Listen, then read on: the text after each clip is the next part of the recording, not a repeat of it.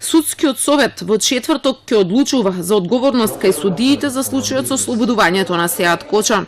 Ова се неофицијални информации кои засега не ги потврдуваат од судскиот совет, туку само кусо одговараат дека ќе се одлучува за еден од трите предмети за кои веќе се изјасни и советот за утврдување на одговорност кај судиите.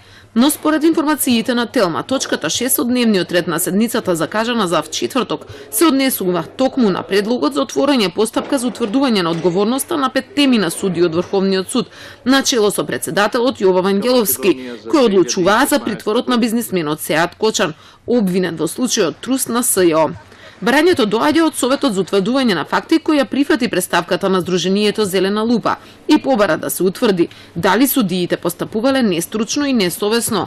Кочан повеќе од 2 месеци беше недостапен за полицијата, откако му беше одреден притвор.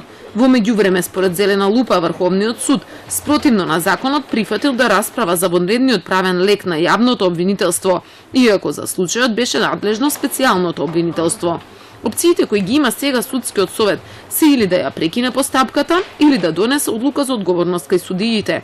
Ова ќе го прави за затворена врата, бидејќи законот дозволува, за да не се наруши честа и угледот на судиите.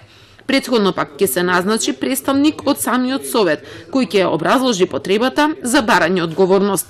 Инаку Зелена лупа бараше одговорност и за суди за случајот со бегалците Горан Груевски и Никола Бошковски, бидејќи сметаше дека судии од Основниот, Апелациониот и Врховниот суд со незаконски одлуки овозможиле да побегнат. Советот за утврдување факти го прифати предлогот, но само за посочените суди од Апелација и Врховен, не и од Основниот суд.